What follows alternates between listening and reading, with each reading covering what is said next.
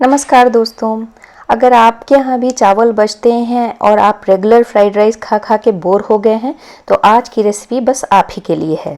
ये वाले राइस बहुत ही फ्लेवरफुल बनेंगे, आपको भी बहुत पसंद आएंगे। मेरी ननद की स्पेशल फरमाइश पे आज मैं ये चावल बना रही हूँ। जब से उन्होंने मेरे हाथ का बना हुआ ये चावल खाया है तब से उसकी रेसिपी अक्सर वो फ़ोन करके पूछती रहती हैं। तो मैंने सोचा चलिए आपका भी भला करते हैं। तो चलिए फिर शुरू करते हैं। मैं गारंटी के साथ कह रही हूँ, अगर आपने एक बार ये खा लिया ना तो आप ये अक्सर बनाएंगे और मुझे भी और अपने आप को भी बहुत शाबाशी देंगे।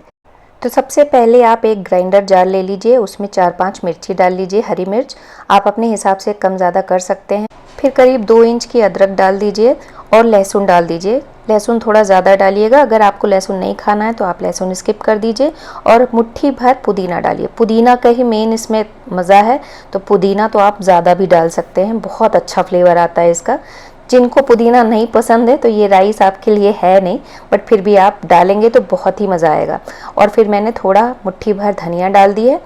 अब इसका टेस्ट बढ़ाने के लिए आप डाल दीजिए नारियल।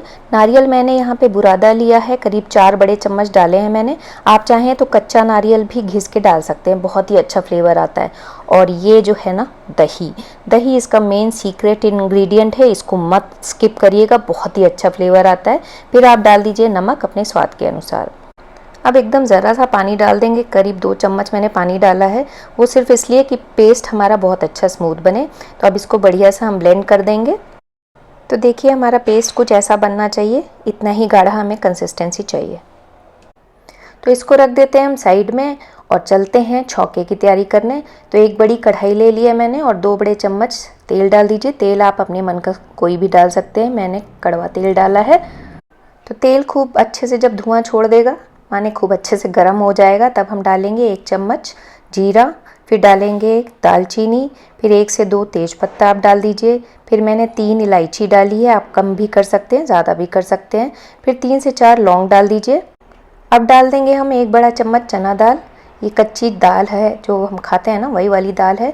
और फिर 1 बड़ा चम्मच उड़द दाल डालेंगे, मेरे पास उड़द दाल थी ही नहीं तो मैंने मूंग दाल ही डाली है। अब डाल देंगे काजू, काजू भी थोड़ा ठीक ठाक मात्रा में डालेंगे, अगर काजू नहीं है तो आप मूंगफली भी डाल सकते हो। अब आप सोच रहे होंगे ये दाल वाल क्यों डाली है। एक्चुअली ये सब डालने से क्या होता है, मुंह में चटर पटर बड़ा क्रंच टाइप स्वाद आता है और बहुत ही अच्छा लगता है। तो वो जो आवाज़ें आती हैं ना मुँह से खाते वक्त, वो बहुत ही अच्छा लगता है। तो डालिएगा ज़रूर, स्किप मत करिएगा। अब मैंने डाल दिया है करी पत्ता, तो करी पत्ता भी आप 7 से 8 धुली हुई डाल दीजिए, थोड़ा सा काट भी सकते हैं आप। अब डाल दीजिए 2 प्याज, बड़े बड़े मैंने काटे हैं, इनको थोड़ा सा भूरा होने तक हम इसको फ्राई कर लेंगे।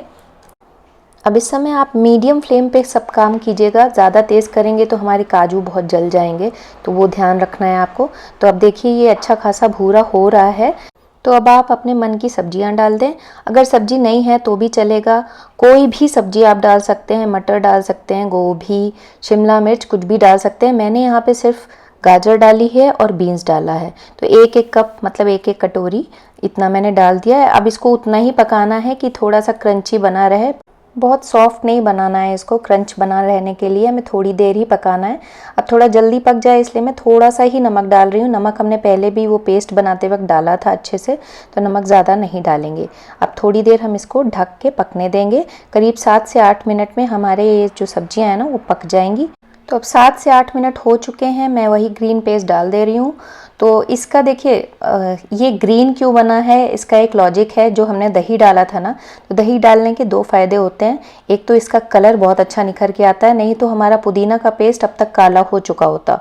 और दूसरा जो दही हमने डाला है उससे हमारा जो इसका फ्लेवर है ना एकदम पुलाव वाला आएगा, तो ये बहुत ही ज़्यादा इसका टेस्ट एनहांस कर देता है। तो इसको तो बिल्कुल ही मत स्किप करिएगा दही को।